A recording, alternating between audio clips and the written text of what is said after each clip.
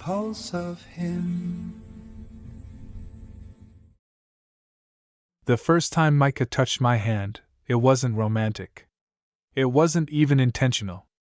We were standing shoulder to shoulder in the church kitchen, passing out styrofoam cups of coffee after the evening service, and his fingers brushed mine as he reached for the sugar packets. Just a second. Barely anything. But it felt like someone had turned the volume up on my entire body. I told myself it was nothing. Just nerves. Just closeness. Just the fact that I hadn't let anyone get close in a long time. I'd started going to that church 6 months earlier, not because I believed, at least not the way they did, but because I needed something solid. Something structured. Sundays were quiet there. Predictable. No pressure to explain myself beyond a polite smile and a handshake. Micah was part of the reason it stuck. He volunteered everywhere. Set up chairs. Cleaned afterward. Played guitar softly during evening prayers. He wasn't loud about his faith.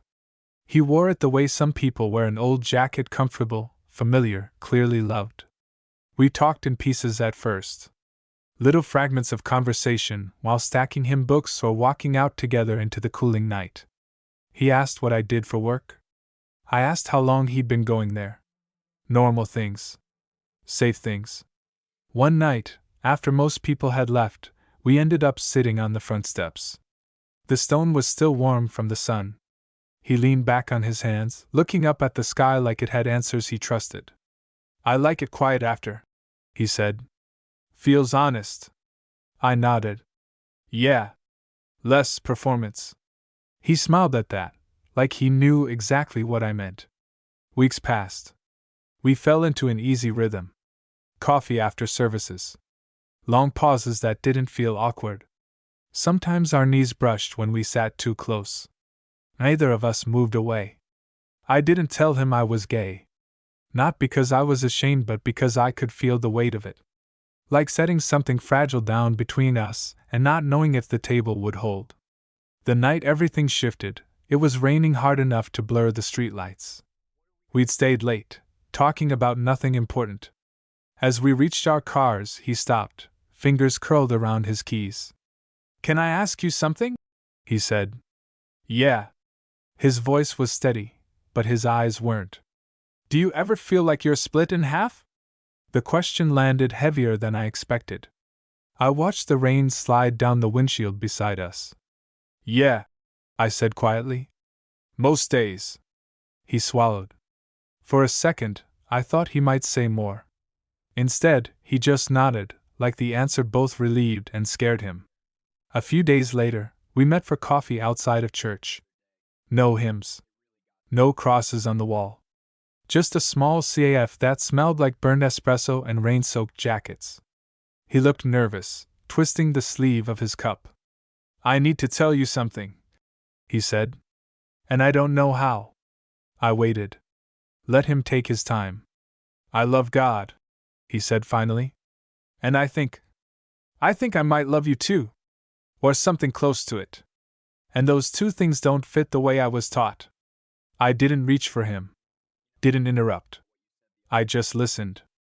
"I don't want to lose either," he added, voice breaking just slightly. We sat there in silence after that. Not awkward. Not empty. Just full.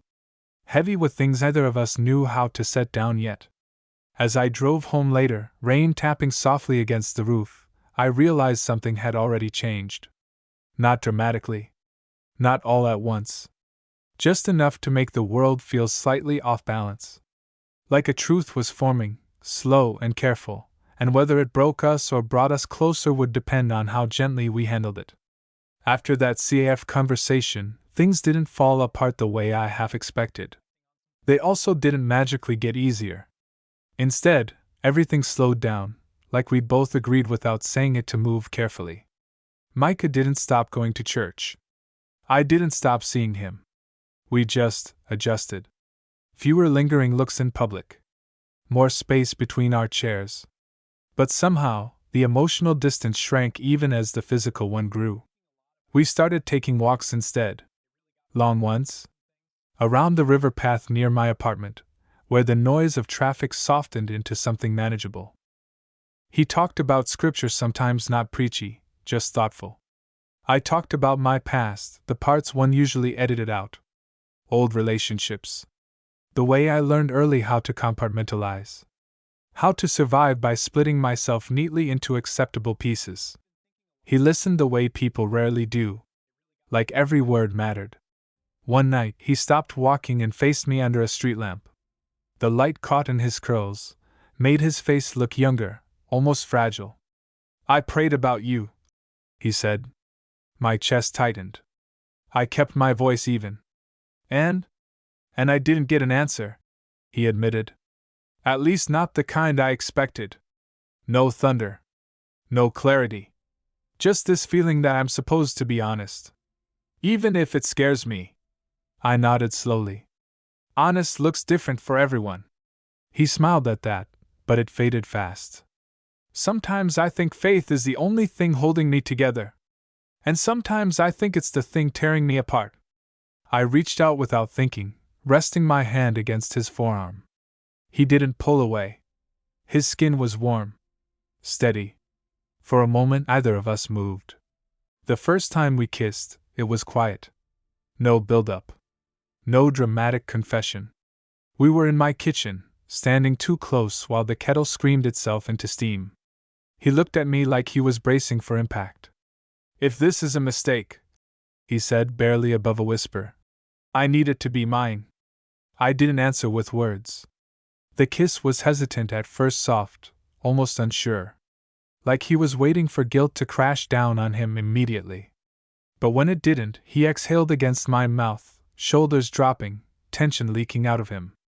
He pulled back first. His eyes were glassy, conflicted, alive. "I don't know what this makes me," he said. I rested my forehead against his. "It makes you human." We didn't go any further. Not that night. He left soon after, apologizing for nothing in particular. I stood alone in my kitchen long after, the room still buzzing with the echo of him. Later, lying in bed, I thought about the way he'd kissed me, not desperately, not rebelliously, but carefully. Like love was something sacred to him, even if he didn't yet know where it belonged. And for the first time, I understood that loving him wasn't going to be about convincing him of anything. It was going to be about patience. About letting him wrestle with God, with himself, without trying to win. I didn't know where we were going. But I knew this: whatever came next would ask something from both of us. And neither of us was walking away. We didn't define what we were after that night. No labels. No promises. Just a quiet agreement that we'd keep seeing each other and keep telling the truth, even when it was uncomfortable. Micah started coming over once or twice a week. Always in the evenings. Always after he'd already been to church or a small group meeting. He never said it out loud, but I could feel the way he treated my apartment like neutral ground. A place without judgment. Without symbols. We talked a lot. About childhood. About fear. About how belief can feel like safety until it starts asking for parts of you in return.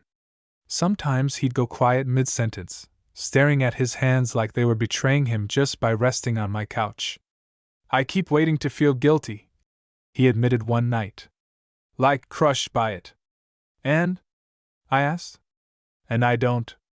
That scares me more than if I did." I didn't tell him that fear was usually a sign you were close to something true. The first time he stayed the night, he didn't mean to. We watched a movie either of us followed. He fell asleep against my shoulder, breath slow and even, like his body trusted me before his mind could catch up. I stayed still for a long time, afraid movement would break whatever fragile peace he'd found. When he woke up, dawn was already leaking into the room. He panicked, sat up fast, rubbing his face. "I should go," he said.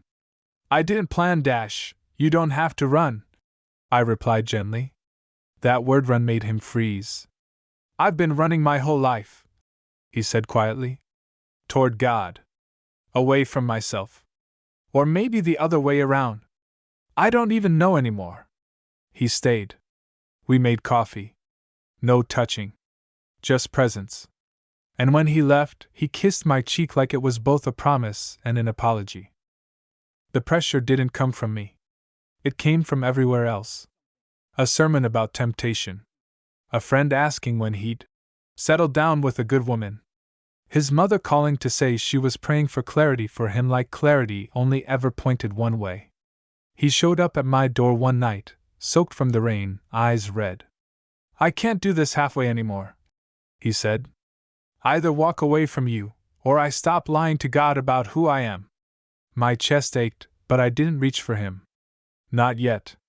"And what do you want?" I asked. He laughed softly, brokenly. "That's the first time anyone's asked me that." We stood there in silence, rain tapping against the windows, the air thick with choice.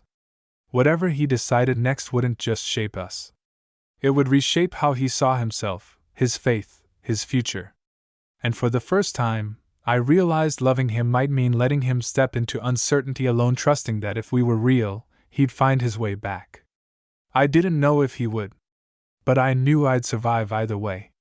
And that knowledge, strangely, made everything feel more honest than it ever had before. Micah didn't disappear after that night. He didn't choose immediately either. Instead, he pulled back just enough to breathe, just enough to think. Days passed without seeing him, though he texted sometimes short messages, careful ones. "Thinking of you. Hope you're okay." Nothing that demanded an answer. I told myself that was healthy. Space. Respect. Still, every quiet evening felt louder without him. When we finally met again, it was his idea. A park near the edge of town, early morning, the kind of place people went to be alone on purpose. He looked tired, like he'd been carrying something heavy without setting it down. "I talked to my pastor," he said as we sat on a bench, watching dogs run through wet grass. I didn't respond right away. Just waited. "I didn't tell him about you," Micah added quickly. "Not exactly. I talked about conflict, desire, feeling split." He let out a humorless laugh. "He told me God sometimes tests us by putting distractions in our path." "And how did that feel?" I asked. He stared straight ahead. "Like I was being reduced to a problem that needed fixing." That answer hurt more than anger would have. He confessed something then, quietly, like it had been growing inside him for years. "When I was younger," he said, "I prayed to be different. Not smarter or stronger. Just simpler. I thought if I believed hard enough, the other parts of me would disappear." I shifted closer but didn't touch him. "Did they?" "No." He shook his head. "They just got quieter. And lonelier." His hands trembled slightly in his lap. I wanted to reach for him, but I knew this wasn't a moment to anchor him to me. This was about him standing on his own feet. "I don't know how to love God without hating myself," he said. "And I don't know how to love you without feeling like I'm betraying everything I was taught." I chose my words carefully. "Maybe the betrayal isn't loving me. Maybe it's believing God would ask you to disappear." He turned to look at me then, really look. His eyes were wet but steady. "I wish faith came with clearer instructions," he said. "Maybe it comes with better questions," I replied. A week later, he invited me to his apartment for the first time. It felt intentional, symbolic. Like letting me see the parts of his life he usually kept separate. There were books everywhere, scripture alongside philosophy, theology beside dog-eared novels. A quiet chaos. A man trying to hold multiple truths without dropping any. We sat on the floor, backs against the couch, drinking cheap wine. The room felt suspended, like time had agreed to slow down for us. "I'm not ready to give you certainty," Micah said. "Or answers. Or a version of me that's resolved." "I don't need resolved," I said. "I need honest." He nodded. After a long pause, he leaned his head against my shoulder. Not desperate. Not apologetic. Just present. We stayed like that for a while. No kissing. No promises. Just breathing in sync. As I left later that night, he walked me to the door. "I don't know where this ends," he said. "Me either. But he added, voice quieter. I know I don't want to pretend you're a mistake. That stayed with me long after I drove home. Not certainty. Not victory. Just a shift, small, meaningful. Like watching someone stop running, even if they didn't yet know where they were standing. And somehow, that felt like progress. After that night at his apartment, something steadied between us. Not fixed steady. Like a boat that had stopped spinning in rough water, even if the shore was still out of sight. Micah stopped apologizing for existing around me. That alone felt monumental. He still went to church. Still prayed. Still played guitar during evening services. But now, sometimes, he'd come to my place afterward instead of going straight home. He'd sit quietly on my couch, shoulders slumped, like he'd just finished holding his breath for hours. I feel like two versions of myself shake hands every time I walk out those doors, he said once. And neither one fully trusts the other. I handed him a glass of water. At least they're talking. He smiled faintly. That's new. The first real fracture came from outside us. Someone from church saw us together. Not touching. Not doing anything wrong. Just sitting close at a diner, late evening, sharing fries and quiet laughter. Micah noticed before I did the way his body tensed, the way his eyes followed the familiar face through the window. The next day, he didn't text. The day after that, he came over and announced. Pale. Controlled. Like he'd rehearsed what he was about to say and still hated every version of it. They asked me if I was struggling with sin, he said flatly. Not if I was okay. Not if I was happy. Just struggling. I felt anger rise, sharp and protective, but I kept my voice level. And what did you say? That I was trying to listen for God, he replied. Which is apparently the safest answer when you're not ready to lie. He sat down heavily, elbows on his knees. They told me distance might help, he added. From you? I didn't interrupt. Didn't argue. This wasn't my fight to lead. And do you think it would? I asked quietly. He shook his head, eyes burning. No. I think it would break something I can't put back together. That was the first time he said it like that. Not fear. Not confusion. Certainty. A few nights later, he asked me to come to church with him. Not to convert me. Not to make a statement. Just to sit. I don't want to keep separating my life into rooms you're not allowed in, he said. I agreed, nervous, curious, careful. We sat in the back. No holding hands. No glances that lingered too long. But when the music started, soft and reverent, I felt his knee brush mine. He didn't pull away. During the closing prayer, he didn't bow his head right away. He looked straight ahead, jaw tight, breathing steady. And then slowly he reached for my hand. Not squeezing. Not hiding. Just resting his fingers against mine, like he was grounding himself in something real. I felt the weight of it. The risk. The quiet defiance. Nothing happened. No lightning. No confrontation. Just a man choosing not to disappear. Later, walking out into the night air, he exhaled like he'd been underwater. I don't know what this means for my faith, he said. But I know I can't keep believing in a God who needs me to hate myself to be worthy. I didn't answer right away. I just squeezed his hand once. Whatever came next wouldn't be easy. That much was clear. But for the first time, Micah wasn't standing between two worlds. He was standing in one uncertain, yes, but finally his.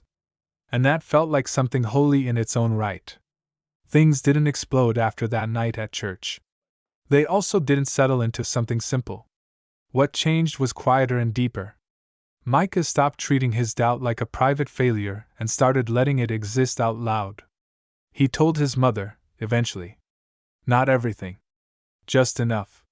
She asked if someone was leading me astray, he said afterward, sitting at my kitchen table, hands wrapped around a mug he hadn't touched.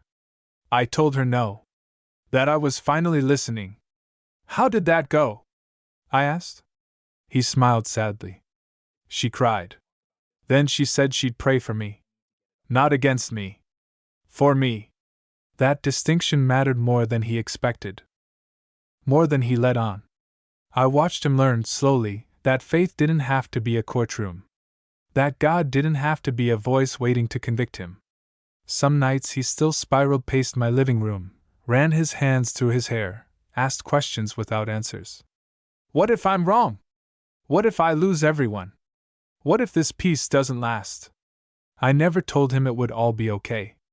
I told him the truth instead. Then we'll deal with it when it comes. The first time he kissed me in public, it wasn't brave. It was tired. We were leaving a late movie, the parking lot mostly empty. He stopped me near my car, leaned his forehead against mine, and sighed. I'm so exhausted from pretending, he murmured. Then he kissed me quick, soft, almost invisible. A choice made without spectacle. No one reacted. No one stared. The world didn't tilt. He laughed after, a breathy sound, like he'd expected the ground to give way. That's it. That's it, I said. On the drive home, his hand rested on my thigh steady, like it had always belonged there. Not defiant. Not guilty. Just real. The hardest conversation came later when he finally admitted something he'd been circling for months. I don't think I believe the same way anymore, he said quietly, lying beside me in bed, staring at the ceiling. And that terrifies me. Because faith used to be the thing that defined me. I turned toward him. What defines you now? He was silent for a long time. I think, he said slowly, I'm learning that belief isn't about obedience. It's about alignment. About whether something makes you more honest, or less. I brushed my thumb over his knuckles. And where are you aligned? He looked at me then, eyes clear in a way I hadn't seen before. Here. With you. With myself. He didn't say God. He didn't say church. He didn't say forever. And he didn't have to. We lay there afterward, quiet and connected, the kind of silence that doesn't ask for answers. I knew the road ahead would still have fractures, family dinners, old friends, the lingering echo of teachings that don't fade overnight. But I also knew this: Micah wasn't splitting himself in two anymore. He was becoming whole. Slowly. Imperfectly. On his own terms. And loving him no longer felt like standing in the space between faith and fear. It felt like standing beside a man who had finally chosen himself and was brave enough to believe that love didn't have to cost him his soul. We didn't announce anything. There was no coming out post, no formal declaration. Micah just started living differently. And people noticed. He stopped volunteering for every single thing at church. Still showed up, still played guitar sometimes, but left when he felt done instead of staying out of obligation. When someone asked questions that felt loaded, he answered calmly or not at all. He learned that silence could be a boundary, not a failure. Some friendships cooled. A few quietly vanished. That hurt more than he expected. I thought losing people would feel dramatic, he said one night as we walked through my neighborhood, hands brushing but not quite holding. But it's more like realizing someone's chair has been empty for a while. I nodded. Grief doesn't always announce itself. He squeezed my hand then. Not desperate. Not afraid. Just present. The real test came when his father visited. They sat across from each other at Micah's kitchen table, coffee growing cold between them. I stayed in the other room, close enough to hear tones but not words. Micah had asked me to be there not as backup, but as proof to himself that he didn't have to face everything alone. Later, he told me what was said. His father didn't yell. Didn't quote scripture. He just asked quietly, "Are you at peace?" Micah had hesitated. Not because he didn't know, but because saying it felt like crossing a line he couldn't uncross.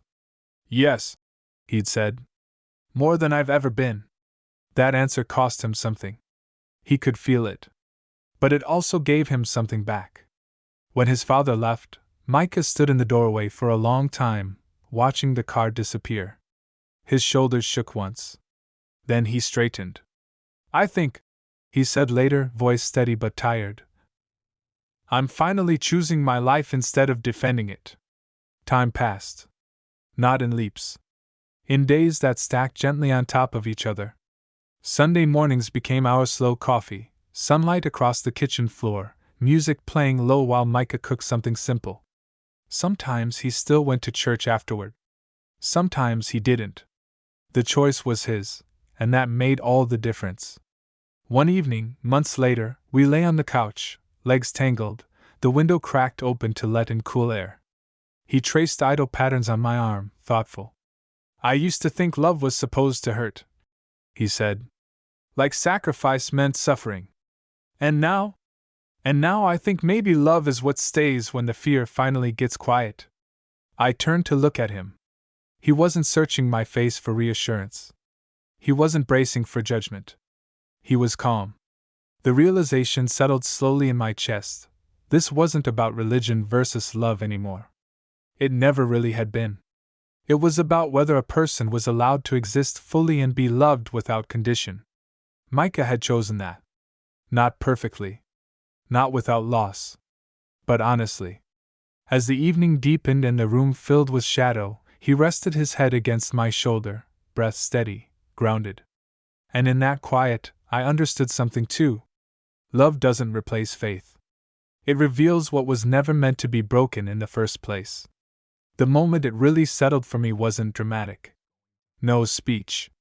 No turning point you could circle on a calendar. It was a Tuesday. Micah came over after work, kicked his shoes off by the door, and stood there for a second like he was listening to something inside himself. Then he smiled small, tired, genuine. "I didn't feel scared today," he said. I looked up from the stove. "About what?" He shrugged, almost embarrassed. "About existing." That was it. That was the miracle. We ate dinner at the counter, knees bumping, talking about nothing important. He told me a joke that didn't land. I teased him for it. He rolled his eyes and leaned into my side without thinking. No pause. No internal debate. Just muscle memory rewriting itself. Later, while we washed dishes, he said, "I used to believe peace was something God handed out if you did everything right. And now I think peace is what happens when you stop lying." We did eventually talk about the future, not in big declarations, but in practical questions. Holidays. Where to spend them. What it would mean to be seen together in places that still made him flinch. "I'm not brave every day," he admitted one night, lying with his head on my chest. "Some days I still want to fold myself smaller." I ran my fingers through his hair. "Courage isn't permanent. It just shows up when it's needed." He hummed softly at that, thoughtful. There were losses he didn't fully recover from. People who never called again. Invitations that stopped coming. A version of certainty he had to grieve like a death. But there were gains, 2 new friendships, quieter mornings, a body that no longer braced itself for punishment. One Sunday, months later, he went back to church alone. When he returned, he didn't look wrecked or euphoric. Just reflective. "I lit a candle," he said. "Not to ask for anything. Just to say I'm still here." That felt like faith to me. The kind that survives contact with reality.